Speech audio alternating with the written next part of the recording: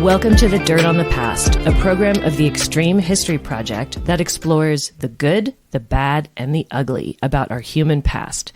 Because, let's face it, Crystal. Yep, history very often isn't pretty, but it is so important to know. Because it is the very thing that has led us to the most critical concerns that we have in the present. Join me, Nancy Mahoney. And me, Crystal Alegria. As we talk to archaeologists and historians who've been digging in the dirt and in the archives to uncover the fascinating histories that are not only relevant to today's issues, but which help us better understand how to address them. Hey everyone, and welcome to this week's edition of the show. I'm Nancy. And I'm Crystal. And we are the co-hosts of The Dirt on the Past. This week, we're at the Extreme History offices, and today we are discussing the mythology and the true archaeology surrounding runestones in the Americas and archaeological evidence of early Norse settlements in the Americas before Columbus. There has been a lot discussed on the History Channel in their series America Unearthed about this topic. This series features Scott Wolter, a geologist, and I would say a treasure hunter. And we're excited to get to this topic. But first, Crystal, how was your week? It was a really good week. It went really, really fast. And but I've been deep in the archives this week, which is always fun. Wow, what were you doing in the archives? Research. I'm doing a lot of historical research right now for a few different projects. And so I've been spending a lot of time in online in newspapers.com, which is a great source for finding information about people who lived in the West in the past, but also spending a lot of time in the Clerk and County Recorder's office in the deed room. So they're getting to know me over there. Yeah. So for a few different projects, just doing a lot of research, which I love to do. So it's been a fun week. Are you making them lug heavy books back and forth from the back of the archives? No, I have to do that. Oh. My arms are getting really buff because I pick up these huge books that are like 2 feet by 1 foot by like 6 inches. I mean, they're huge. That's and amazing. They're the deed records. And so they have them in a shelf and you have to pull them out and open them and look and then put them back in. So every time I do that, I'm like, oh my gosh, these things are so heavy. That's amazing. It's great. It's great fun.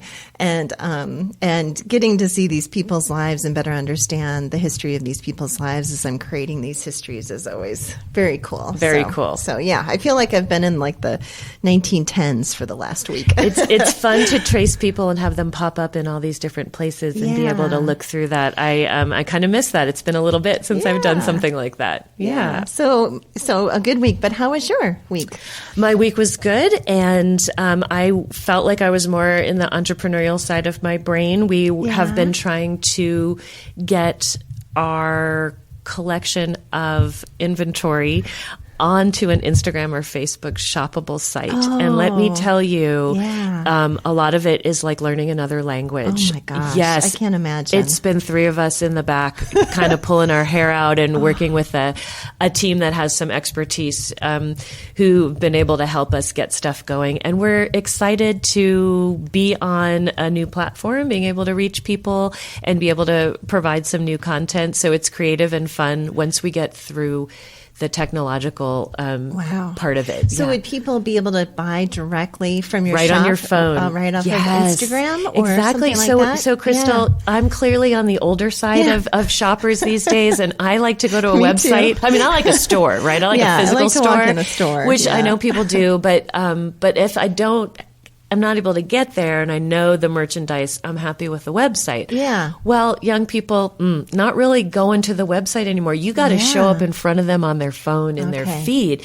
And we're sort of realizing this with having our 2 new locations. And so we've been wanting to get there, and we're finally, I would say we're 3/4 of the way there. So exciting. That's so good. more to come. Good. I know. Good. So who knows? Maybe we can get the Extreme History shoppable online too with all your merch. I've tried that and failed. And so I'm just like, I'm just going to wait for Nancy to figure it out. And then she can tell me how to do it. My people over here. Yeah. Exactly. Because I am not the person to, I direct and someone else has to execute. Yeah, that's tough though. Boy, I tried and I failed dramatically. It was really hard. It's humbling. Yeah, it is. Yeah. It's like, why can't I figure this out? I used to be technologically savvy, but no I have more. one word for you. Shopify. Okay. If you're going to have a POS system that allows you to do it, that's the one you want. Okay. And I think that platform is mostly idiot-proof. So I would, if I had to do it all over, that's Shopify. Where I would be. Okay. Shopify. All right, here we go. Shout out to Shopify. Maybe they'll become a sponsor. Yeah, so we've talked about our history and in your shop, which is commerce and our lack history. Of technological skills, which is why Steve is here recording us. Right. So let's get to it, Crystal. People have heard a lot about Vikings or the Knights Templar in the Americas, and probably a lot of people have come across this on the History Channel series, America Unearthed. But there are also lots of websites people can come across, blogs, and books, many self-published books that also discuss these topics. Yeah, so we wanted to dive into some of these unsolved mysteries, dive into some of these treasure hunting seemingly mysteries. Seemingly unsolved mysteries, because as you know, any historian or archaeologist, when they watch the History Channel, which probably none really do anymore, because it's just turned into a lot of these shows that are very challenging and very unfulfilling for us to watch, because they are shows like this America Unearthed, and it's kind of this lure of the treasure hunter. And so we wanted to tackle that a little bit today and do a few of these over the course of the next few months, because Nancy, when you were teaching at Montana State University, you had a class. Yeah. And what was your class called? So I inherited the class from Dr. Mike Neely called Mysteries of the Past. Mysteries of the Past. I would teach it very often, every other semester. And we use this book by Kenneth Fader, and I really have to shout out to him. He's been on some blogs and done some podcasting about these persistent myths that involve archaeological evidence, pseudoscience surrounding things like the pyramids and Stonehenge and Runestones and Vikings and things like that. So his book, which I want to mention, is a great resource for anyone who going forward after this podcast might be interested in. It's called Frauds, Myths, and Mysteries, Science and Pseudoscience in Archaeology. So Kenneth Fader, Feder, is the author. So some of the material we're talking about today will be drawing on the research he's put together in a very well documented, but very easy to read, written for a general audience book. Yeah. And I remember when you were teaching this class, and you would often talk about these myths that come up. And of course, you know, as a historian, as in doing archaeology, a lot of people would always come up and say, you know, ancient aliens, you know, start talking to me about things like this. And you know, so, and of course you had that happen as well. And then in this class, you were able to talk through these myths and really debunk some of them. So we thought it'd be really fun to do that on the podcast a little bit as well. And so I know basically nothing about anything we're going to talk about today. So I'm going to be asking you a lot of questions. But I made you watch the America Unearthed series, as I did again, pertaining to the topic of the day. And so let's start by getting a little bit of your reaction to what you saw. Okay, so let's start with the Kensington Runestone, a stone that was supposedly found in 1898 by Olaf Oman under a poplar tree on his property in Minnesota. And this stone is carved with symbols that appear to be Norse runes, which is really fascinating. And that is where the controversy starts, of course. So what do you know about the authenticity of the runestone, and why is it such a controversy? Yeah, so you know, well over 100 years ago now, this stone was supposedly unearthed by Olaf, and I have no doubt that it was actually unearthed from beneath this poplar tree. But he was a man who was known to have in his library in his house books on runes, Viking runes and Norse runes and things like that. But he claimed that this was an authentic item. Now, he himself never profited from it. It was sent off to people who had some expertise in studying runes and the languages of the people who used runes as the symbolic, you know, alphabet for writing. And alphabet's probably they're not the right word, but I'm not a linguist. Yeah. So in looking at the history of the runestone, most archaeologists and linguists had identified it as not ancient and a hoax pretty early on. And part of the way they did that was that the stone itself, the carvings in them looked very recent and to be made by metal objects that had these sharp edges, and there wasn't any patina that had developed. Now, if this stone that had been carved with these runes was really from a Norse period, it claimed to be about a group of Vikings that came over to the Americas, left one group on the coast to watch their boat, and then some traveled inland and perhaps traveled to this place we now know of as Minnesota, and a party went out to go hunting, and when they came back, 10 of their party, I think it was 35 men altogether, had come over in the boat, and some had gone inland, but when the hunting party had come back, they found 10 men dead and blood everywhere, and they were very frightened. So this is what's written on the stone, that this happened and that they're afraid, and they put the year on it and then said that they buried their men there and were fearful, so they left. Okay. So what year is on the stone? It's, I think, 1392. Okay. And so apparently the runes that would have been used at that time or the languages, there's nothing that linguists can find that would really conform to how this was written to what symbols and or what languages would have been used at that time by Northern Europeans. Also, the story itself is a bit circumspect because to describe what happened in that way and then say we're going to carve all this on a rock, even though we're terrified for our lives because all these men have just been slaughtered, and we're going to go to the trouble to bury and leave it here. And then bolt to the coast, which was several days away. I mean, Minnesota is a bit of a way to get all the way back out to where their boat would have been. Yeah. It doesn't seem like anything else any Norse folk would have done or have written. And so there's a lot of different ways. Scott Wolter later tries to interpret this as maybe a land claim or something. You watched recently, right? That part. Yeah.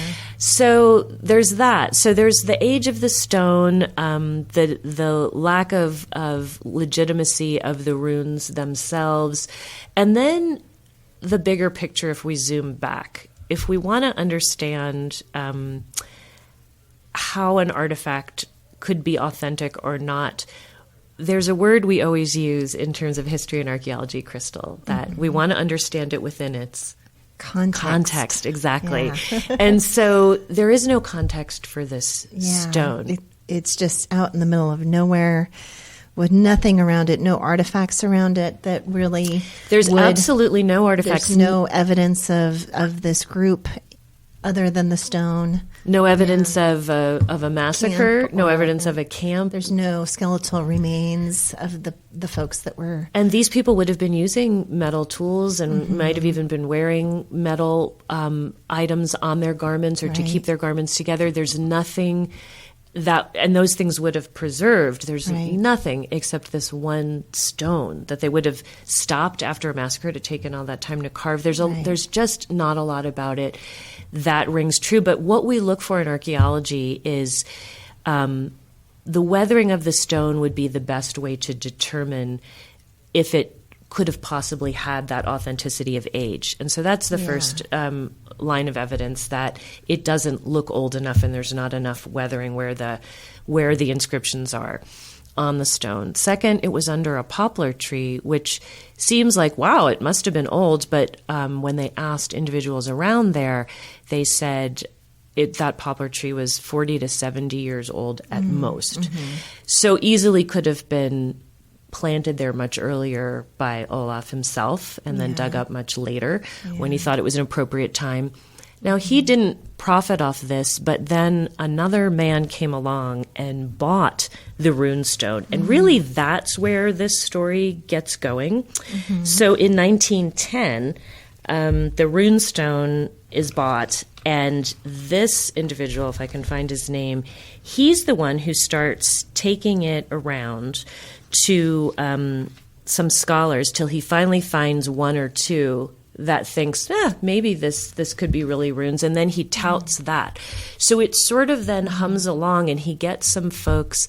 You can go to Minnesota now, and you can go to Alexandria, Minnesota, and this Kensington runestone is on display. And there's a lot of pride around it because there's a lot of folks that live in Minnesota who have ancestors that come from Northern Europe. So I think there's a lot of sense of, wow, wouldn't that be cool? So, so the gentleman is Hjalmar Holland, and Holland purchased the stone from Oman in 1907, and it's from 1910 on. Well, he did profit from that runestone then a little. Yes, he profited because he sold it. I don't know how much he sold it for. Not for a huge sum, but it was really Holland that profited off it as he went forward. So he ignored all of the other scientists and linguists who proclaimed it a hoax, and he just kind of went ahead with it anyway.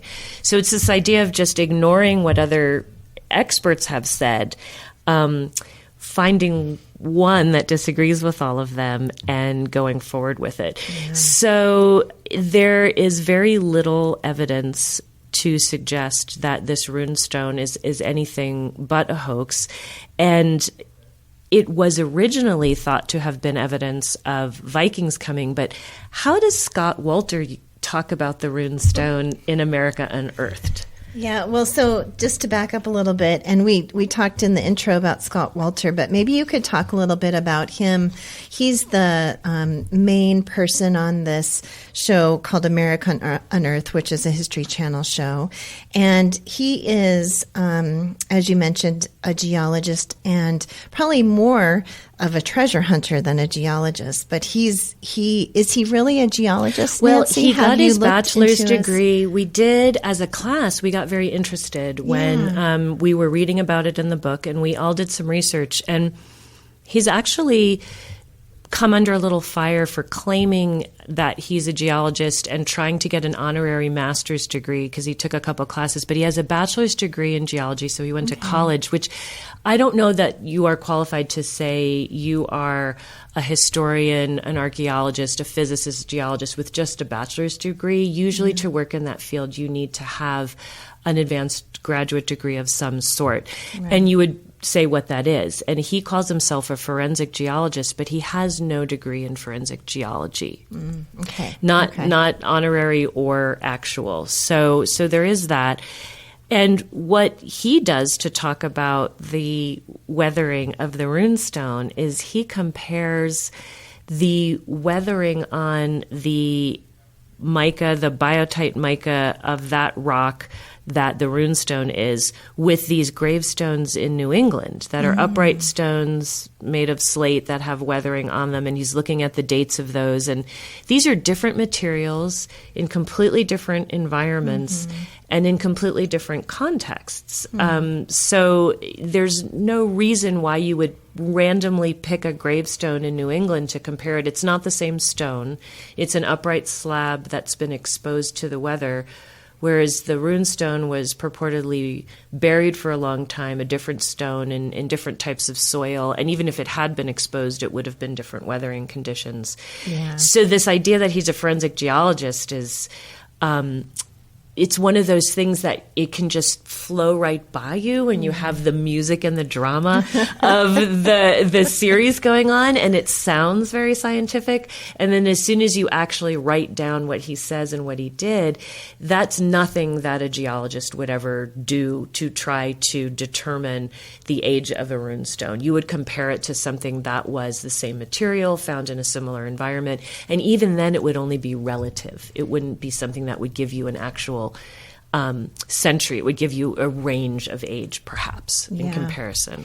So I guess that's our first lesson to be learned in watching shows like America Unearthed, is to look at the experts and see if they are actually experts in their fields. And And to dig a little bit deeper on those titles that are given in shows like this. That's exactly what's so interesting about these titles, and that's one of the first things we talk about in Mysteries of the Past. If you're watching the History Channel, any of these kinds of things, look very carefully at the title that's given under the name. They often put individuals in a frame where they're in a very nice room with a lot of books behind them, or a cathedral, or sort of a lab, whatever it is that they supposedly have an expertise in, and then they'll give them some sort of title. The title isn't always one might say magnetometry or expert in what is it? Not ground penetrating, magnetometer. Not what's the one where you metal detecting expert. Oh, metal detecting. Not even the things that we actually use in archaeology. So a metal detecting expert. And I thought, that's an interesting title. I think you or I could even be a metal detecting expert. Absolutely. Just someone who has done it a lot. And that's not really a scientific method in the field. So we often want to look up who those individuals are. And then the bigger question is, why not go to an actual forensic geologist for that question? Yeah. Why not go to bring in an actual linguist onto the show if you want to make a point, instead of us following one individual who has a theory, Right. This gives him a chance to just say what he wants to say without a rebuttal. Yeah. Kind of coming back now to talking about the runestone. And so is there any relationship between the runestone or the Norse in general and the Knights Templar? Because we're going to get into talking about the Knights Templar a little bit, because this gentleman, Scott Walter, who we just talked about, who's on this show, seems to talk a lot about the Newport Tower in Rhode Island. And so we're going to talk a little bit about this Newport Tower in Rhode Island, what it is, and what Scott Walter is saying really about thinks it is. Yeah. And his theories behind this, and his evidence or lack thereof of evidence of how this Newport Tower really can or cannot tell us about the arrival of the Knights Templar in America, which is kind of a whole interesting theory unto itself. And so let's just start off, Nancy, by talking about, answering my question about the runestones, and then we'll move to the Newport Tower, maybe. Yeah. So the runestone, it's interesting to me that in America Unearthed, he takes it out of this context in which it's known as being also already explained as a potential hoax, or possibly entertained by some archaeologists as, well, what if it is Norse? What would we expect to see? And how might it relate to other evidence of Norse or Vikings in the Americas before Columbus? He seems to leave that behind and tie it to this idea that the Knights Templar came over to the Americas, which ties into a whole bigger theory that he has about the Knights Templar escaping with the Holy Grail and bringing it over to the Americas, thereby creating this idea that there must be a treasure, the Holy Grail treasure somewhere in the Americas. So I think that's the big subtext. So he's taken the runestone and he's using it in a different way, but we already know that the same problems that exist with it being a Norse artifact definitely exist, and even more so with it being a Knights Templar artifact. But he then moves to the Newport Tower, which is a structure in Rhode Island. It's a round structure. It's lovely. It has arches all the way around and then some windows, and it goes up, and it looks like it's probably missing a roof atop a superstructure of some sort. So do you remember what Scott Walter theorizes that the Newport Tower is? Basically, he just theorizes that this is a church for the Knights Templar, that when the Knights Templar came over to America, they built this structure as a place to worship here in America. Yeah, it's interesting because, again, the Newport Tower was for a little bit thought maybe it was, again, a Norse intrusion into this part of North America, actually on the American side rather than the Canadian side of North America. And then he uses it again as potentially being evidence for the Knights Templar. And why does he think it's evidence for the Knights Templar? Well, he needs evidence for the Knights Templar in America. And this is just as good as anything, I think. It's round. And he says, they were making round churches at that point. And, it has arches and there's keystones in them. And the thing is, none of those things are specific to the Knights Templar. This is a well-known way of engineering around buildings, should you want to make one, and if you're making archways, to have a keystone at the top. So none of those things are specific to the Knights Templar. And so that's what the whole episode is kind of about, is trying to figure out some specific things in this tower that he could then relate to the Knights Templar. So he goes through this whole series. So what are one of the things that he tries to do? So he tries to use some archaeoastronomy to prove that this tower has that relation to the Knights Templar. And so he does that by looking at some of the window holes. So on the top of the structure, kind of around the top, there are these holes that the other gentleman that's there, who's kind of the curator of the Newport Tower, says are window holes. And he said, well, let's look at them and see if Venus, the light of Venus, will shine through one of these holes. And, so he's looking at kind of the light coming in and where it's glancing off. Why is he interested in the light of Venus? One of these niches. Yeah. So the Venus connection is that he says that the Knights Templar were very honorific of the goddess Venus and their connection with women. And he proposes that the Knights Templar were proponents of women and women's equality. And that's kind of the first time I've ever heard that. I'm not sure. I'm going to look more into that. I'm going to look more into that. I don't know where you read that. Really interesting. Yeah. That might be another episode. Yeah. But anyway, he kind of goes through this whole archaeoastronomy piece of this part of the show, and he's trying to see if Venus, the light of Venus, comes in and hits this niche that is in the top part of this. Also, he comes back on the solstice, the winter solstice, right, to see if light shines in certain spots. Which that's all really interesting, but the way that he does it is not very scientific at all. It's just kind of let's see what happens. Let's shine some laser lights through these holes and see what designs they make. And so it was laser lights and fog. So archaeoastronomy is amazing, and it's wonderful. And there are so many ancient alignments in so many structures.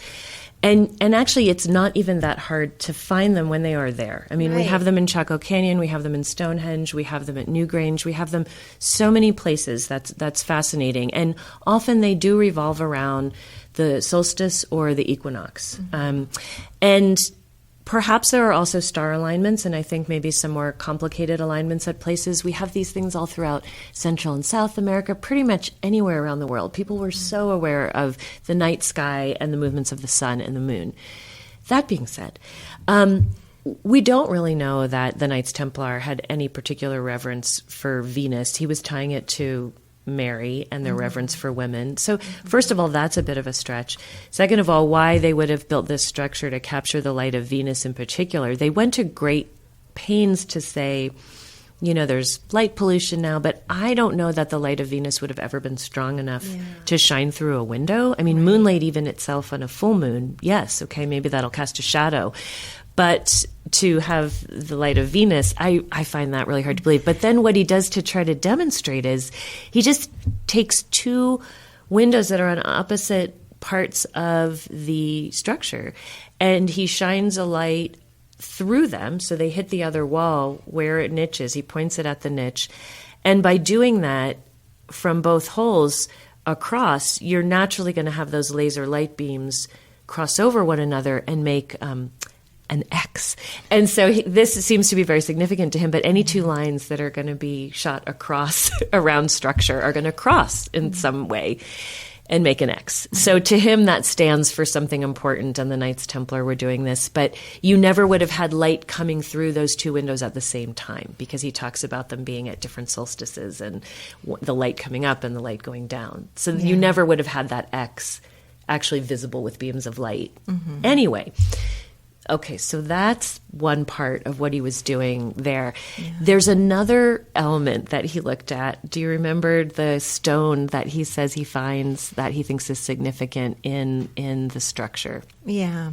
So there's this stone that's a magnetic stone, and the name of it is cumberlite. Yeah, Cumberlandite. Cumberlandite.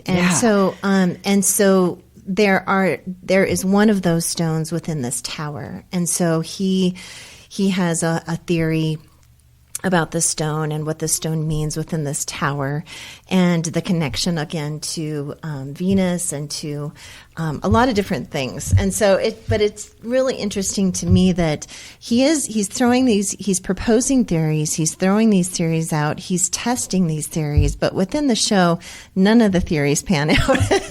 And but then at the end of the show, he does say, well, this proves that the Knights Templar were in America. So it's so fascinating to me that he's somewhat using scientific theory and scientific means, but he proves himself wrong and then moves forward and says that this is evidence. So can you speak to that a little bit? Yeah, Nancy? I think it's fascinating, too, that he doesn't actually find evidence for these light beams coming across from Venus, even when he finally gets a clear day. He finds some stone that's magnetic, but then goes to a place where that stone naturally occurs on the surface, but there's no reason why those things would be connected, and there's no essential reason presented why they would be connected to Venus or Venus to the Knights Templar. So there's this tenuous thing, but as then you say, when he tries to actually show you these measurements, that doesn't even work. But the power of somebody just telling you over and over again, if I see this, then this, and this means the Knights Templar, it feels very convincing. Right. And it feels exciting. And I think the most important part of what he does is say, this is a symbol hidden in plain sight that has been overlooked by other people. So one of the other things he looks at is the shape of the keystone in the archway, that it is a keystone shape that Freemasons would have used, and Freemasons were connected to the Knights Templar and grew out of that. And then this is a hidden symbol, and experts and archaeologists just have not looked at this, or they have not wanted to because it doesn't fit their existing theories. So that's something that is another strategy for persuasion that's often used in all of the History Channel things where there aren't experts. Instead of asking an expert, they say experts haven't looked at this, or experts have already made up their mind that something else is true, and so they won't listen to me. What's fascinating is Scott Wolter has ignored and never brought up in there that there have been archaeological investigations. So he says, why aren't archaeologists looking at this? Yeah, so I was wondering that the whole time I was watching the show, and wondering, there must have been people doing research on this tower, because it's very intriguing looking, and it's obviously very old. So there had to be some research done. And so Nancy, there was. So exactly. Can you tell us a little bit about the research that's been done on this Newport Tower? Yes. So it's not that hard to find. And again, in the book by Kenneth Fader, he's pulled together the research that has been done. So there's been archaeological investigations within and around the tower since the late 1940s, and they were published in 1951. Godfrey published in 1951. You can find and go read these reports that are published in peer-reviewed journals. And the excavations also recovered artifacts from within the tower itself, from beneath the floor, and from the surrounding areas. And those were looked at and published on in 1997. And so this is what they found, that there's historical as well as archaeological evidence that the tower was built by the governor of Rhode Island, who was named Benedict Arnold. He is the grandfather of the Benedict Arnold we know better as the traitor. In 1632, likely, it is a windmill that he would have constructed on his property. And it turns out that Benedict Arnold grew up in Chesterton, England. And in that area, there is almost the identical base of a windmill constructed there. Now, the excavations showed that there were colonial artifacts, nails and bits of clay pipe with tobacco in them, all sorts of other artifacts dating to the 1600s and the 1700s. And then two more things. When they went underneath the foundation, they actually found the impression of a boot print on the remaining subsurface, and it would have fit exactly a colonial boot. And then they radiocarbon dated the lime mortar, and that dated to the 1600s. So there's plenty of archaeological evidence, scientific evidence, the radiocarbon dates that date this structure, as well as historical information, and a really logical explanation of why this structure looks the way it does, why it was built there, and how it functioned. So it's super fun to think about those things, but not to address the existing data or even discuss why that might not be right and why this might be earlier. Scott Wolter really discredits himself, and he wants to pull the wool over everyone's eyes. So it's really a disservice to the viewers, even though he's fun to listen to. Right. And on all these shows, that is often what happens, is that there has been research done, there has been papers written, books written, but they are just discounted or never brought into the discussion on the show. And so I think that's really an interesting thing to make clear. And of course, in the show, he says that archaeologists and historians just don't even want to look at this site, right. Which is obviously not true. So they've been looking at it long before he came along. Yeah. I mean, his whole thing was like, well, there isn't quite an alignment, and so with Venus coming through this, so 500 years the Earth has shifted on it. He goes to jumps through lots of hoops to explain why his proof, even though it didn't work, is still proof, rather than refuting actual evidence that exists about what it is. And as we said, as much as people love to talk about the Freemasons as some kind of secret organization and group like a Dan Brown novel, the Freemasons put their symbols on everything that they built. Yeah. They wanted everybody to know. They might not have let everybody inside, but they were not hiding symbols in plain sight. No. That also doesn't ring true. No. And, we've visited with a few Masons over the years. And Nancy, you and I were taken on a tour of a Masonic hall in Virginia City, Montana. And we asked him, we said, well, what are the secrets of the Masons? And he said that the Masons have no secrets. Well, he said they do have a secret handshake, but that's about it. That was the only thing we didn't get to learn. Yeah. And he said, we will tell you everything and anything because we want people to know about the Masonic order and what the Masons do. And so, there's all these shows about the secrets of the Masons, and it's just not true. They like you said, their symbols are right out there, and they explain what their symbols are. They're right on our currency. They're right on everything. They're everywhere. Yeah. They're on the Statue of Liberty, as you pointed out. Yeah. So it's not a big secret. Right. So we'll take a quick station break, and then we'll go on and talk some more. You are listening to The Dirt on the Past with co-hosts Crystal Alegria and Nancy Mahoney on KGVM Bozeman or wherever you find your podcasts.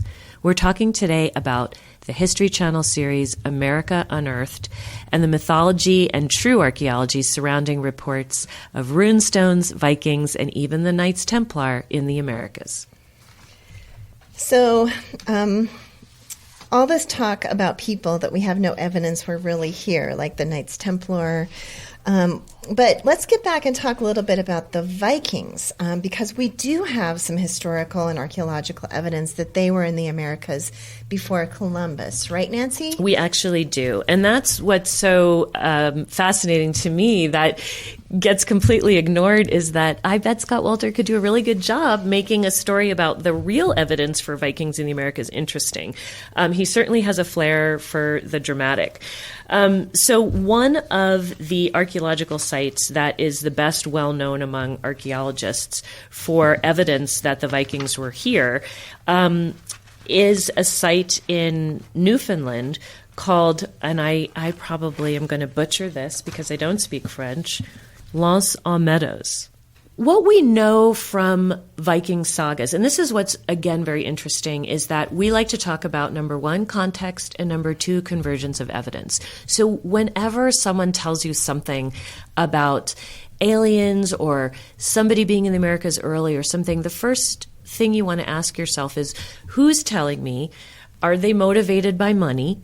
Right. And second, what are the lines of evidence to support this? And are they truly lines of evidence that that work, unlike some of the things we saw at the Newport Tower? Mm-hmm. So we have the Viking sagas, which were oral histories about Vikings going out and colonizing different places, interacting with different people, stories of Eric the Red and all these other folks.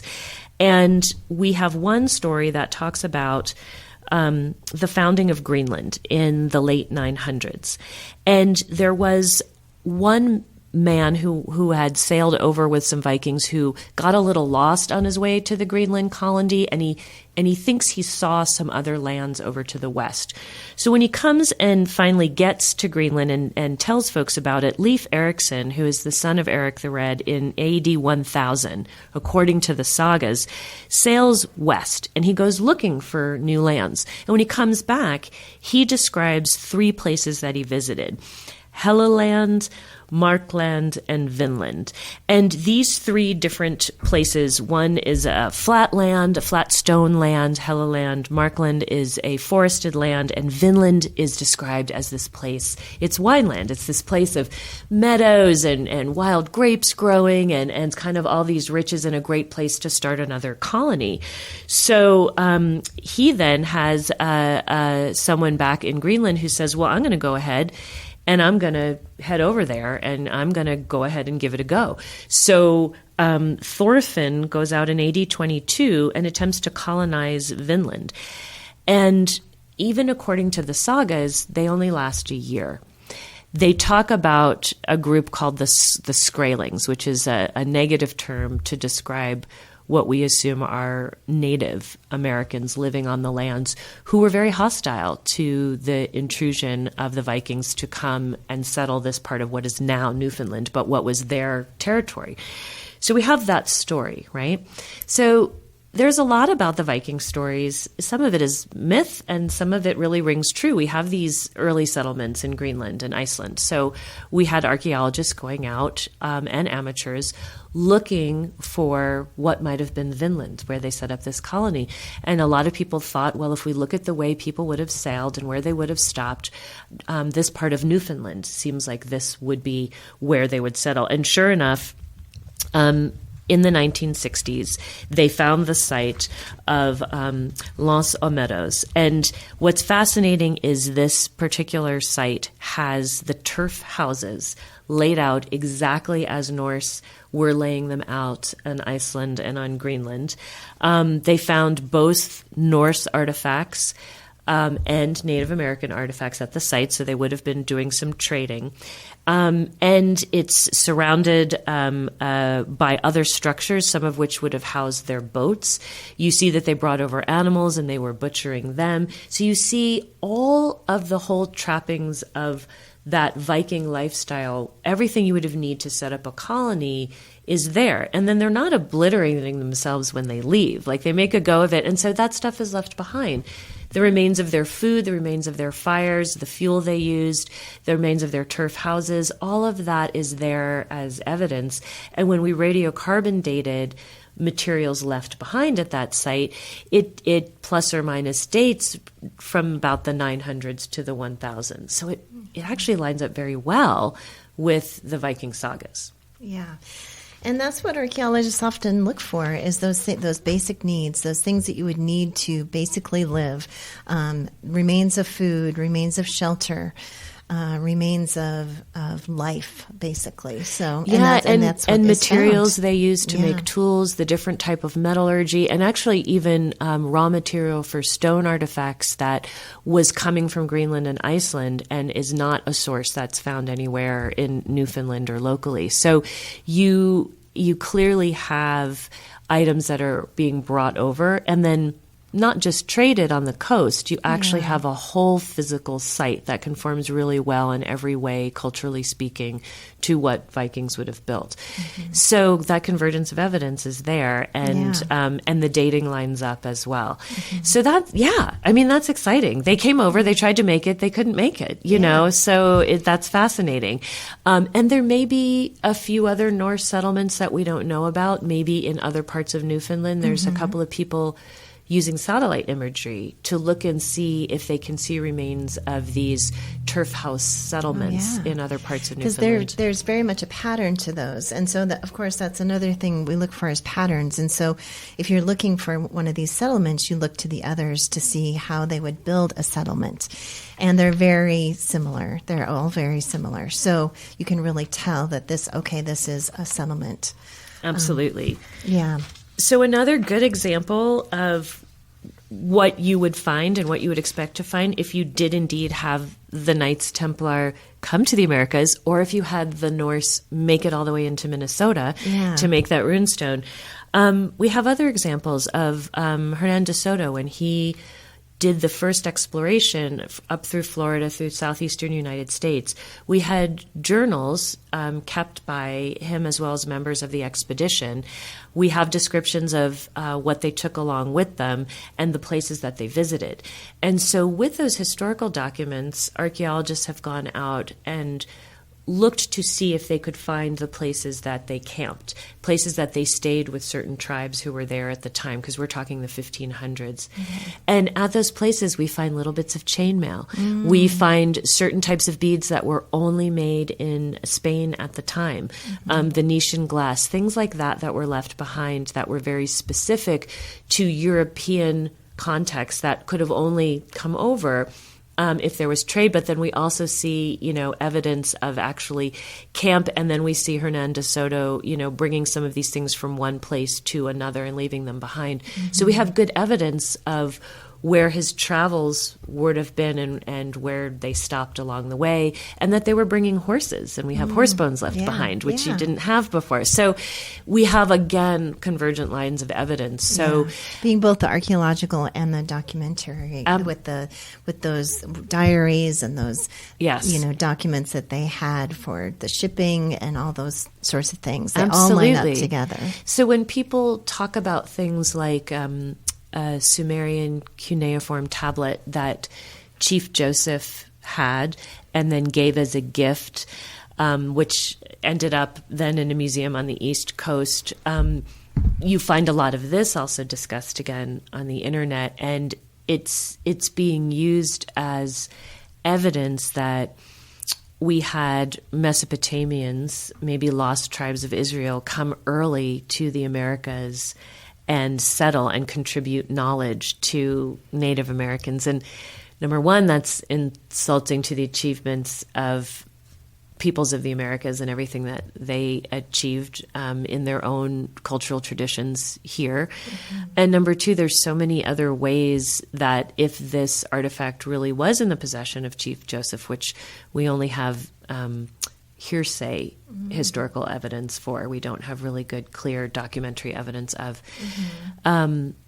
That's it. We have nothing else except one artifact that's written on. You would see, in Mesopotamia, when they're using cuneiform writing on clay tablets, they have amazing technologies in metallurgy and very different types of pottery and clothing and foods that they eat, and that we wouldn't find any trail into North America where these items would have come along. And it's not that archaeologists aren't looking, and it's not that archaeologists don't want to believe it because it goes against what they think they know.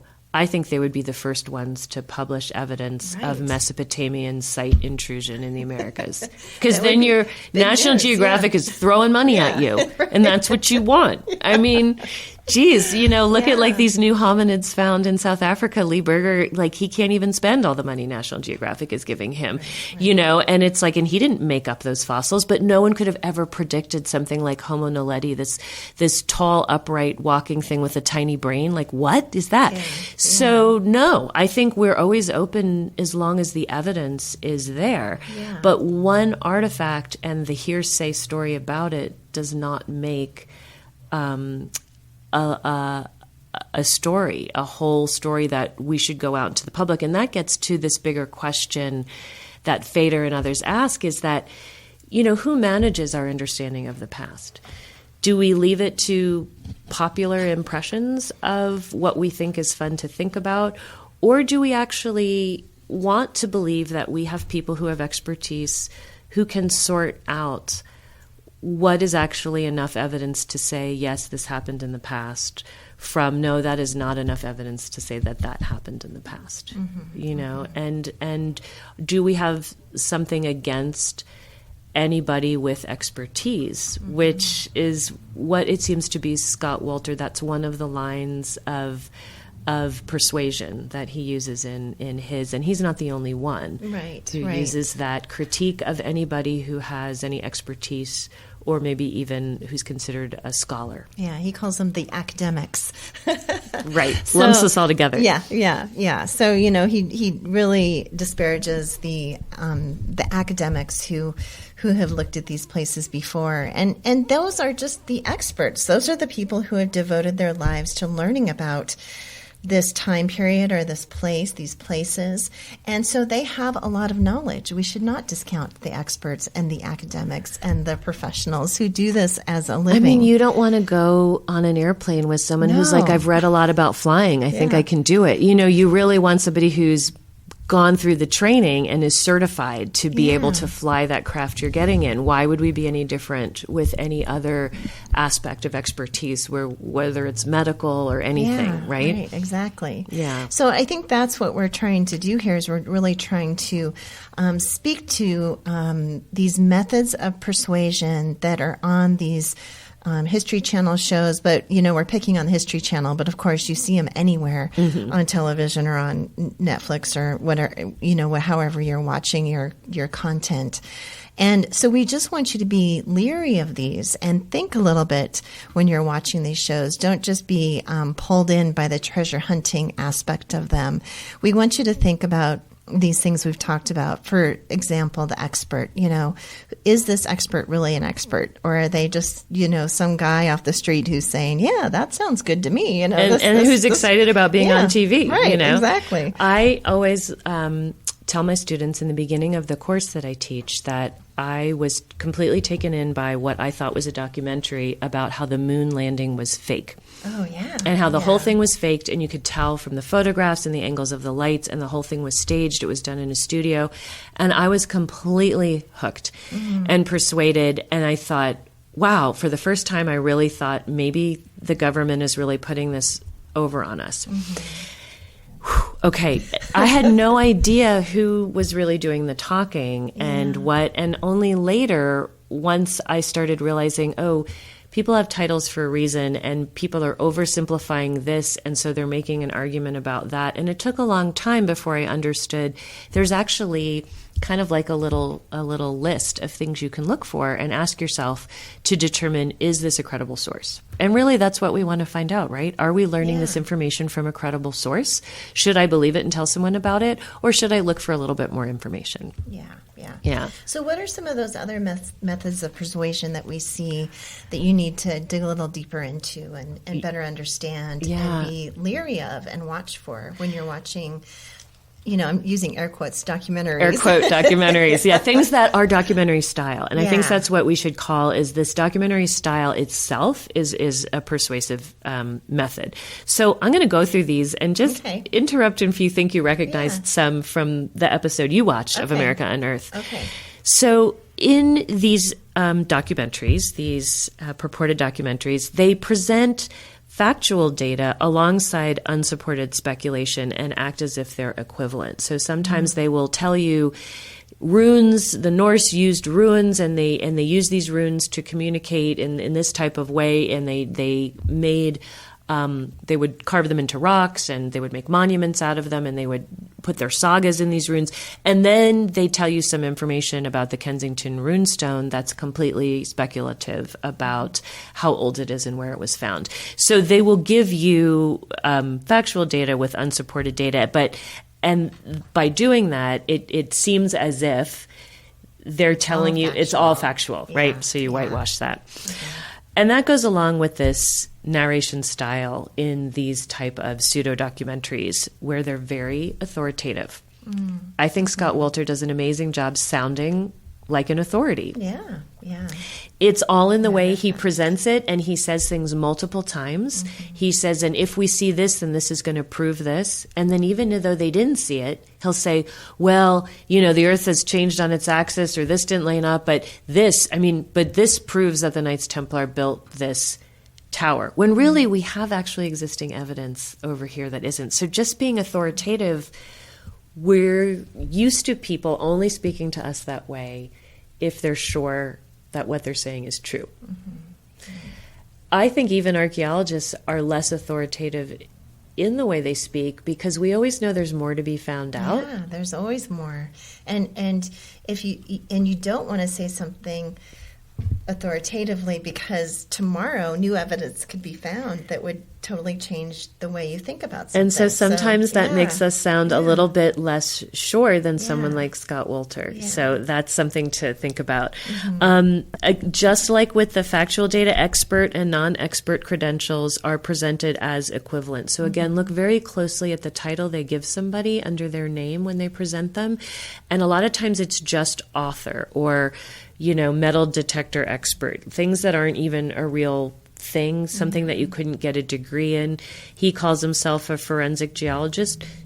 It's easy enough to get online and Google that and do a little spot fact checking yourself as you're watching. Yeah. Here's a big one. The portrayal of scientists and academics as skeptics and dismissive of credible theories of anybody who is amateur or not an expert in their field. That, I think, is a big one. It's a big red flag. If you're presenting information, you don't need to be talking down about experts. And again, it's just experts in general. They don't actually approach any specific archaeologist and ask, do you believe in this? Why don't you? They pull off another sort of amateur, the curator at that Newport Museum, and he is not an expert in the archaeology, and neither of them mention the research that has actually been physically done on the Newport Tower. But portraying them as skeptics, that is such a standard way to hook a viewer in and make them think that, the experts don't know what they're talking about. They're missing all of these things that are hidden in plain sight. Academics are really looking hard for good stories and good research. They're going to be the first to try to take credit for it.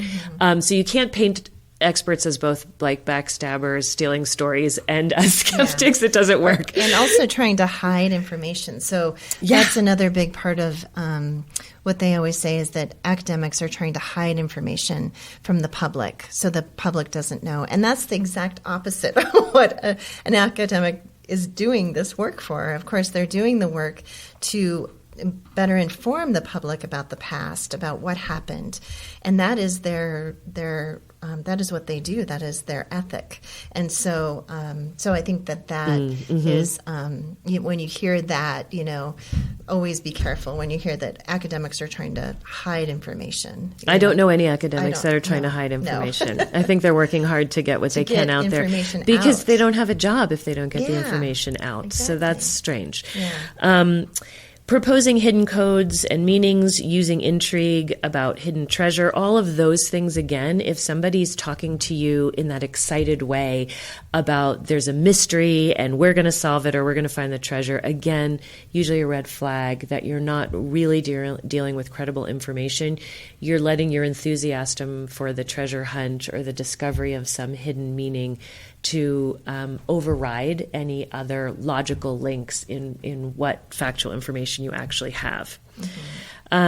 Also, and finally, I would say posing questions the questions that they pose often make people think, well, no one ever said that the Knights Templar didn't come to America. So one of the things they did in America Unearthed in a subsequent episode is this one prince of this family that was known to have a temple that dates around the time of the end of the Knights Templar, who was a European family. One son seems to fall out of their historic records, and nobody knows where he's buried or what happened to him. So they say, well, because no one knows where he is or where he's buried, I mean, it seems likely then he came to the Americas. And so that's why he brought the Knights Templars' Holy Grail here. Okay, that's a big leap to say, because we don't know where something is, then it seems like he went to America. So using no evidence as a way to propose speculation and then jump on that as if then now you've solved it and it's true, this prince came to the Americas. So there's a lot of those proposal of questions that are like, I love that South Park did a spin-off on the History Channel and all the persuasive techniques they use. And they did a great one. I actually use it to teach stuff in my class, but they wanted to write a story about how aliens were at the first Thanksgiving in the Americas. And, so they'll say things, well, no one ever said aliens weren't at the first Thanksgiving, so therefore it's likely they could have been. And so clearly we can see when in that satire that doesn't work. However, it's a little more subtle when it happens on America Unearthed. So red flags, lots of questions, red flags. Archaeologists are trying to give you information, and they'll tell you, here's what we don't know. And the questions they pose are questions for future research. They're not questions that say, well, if we don't know that, it could be that aliens were here. That's not the way we go with it. Yeah. Oh, that's all very good. So look at these shows with a new eye. Do your research before you dive in and get super excited about these treasures, about these theories, about these ideas. Do your research and better understand the evidence that's given before you do that. So, Nancy, we could talk about so much more with this. We could just keep going and going. And maybe we'll do another one of these. There's a lot of History Channel out there. Yep. Yeah, to debunk another Mystery Channel show. But this was really important to us because we deal with this a lot as these shows are becoming more and more popular, and there's becoming more and more of them. So, people will come up and say something like, well, that runestone evidence really shows that. And we're like, okay, let's back it up just a bit. Absolutely. Yeah. Well, we hope to do a couple more of these in the future, and we'd love to have some feedback from everybody. And I think it's actually more fun to watch these sort of documentary style or pseudo-documentary things when you're looking for what are the techniques they're using to be persuasive. And mostly they don't involve experts with real degrees from universities. So thanks to all our listeners out there for joining us today. And if you like this podcast, please tell a friend and make sure to subscribe so it shows up on your podcast feed each week, and leave a review on Apple Podcasts or on Spotify. So thanks for joining us today and listening, and we hope you can join us again to find out more about the dirt on the past. A big thank you to our editor and sound guru, Steve Durbin. Thanks to Lawson Allegria for mixing the music, and to John Chadwell for helping get the podcast out in the world.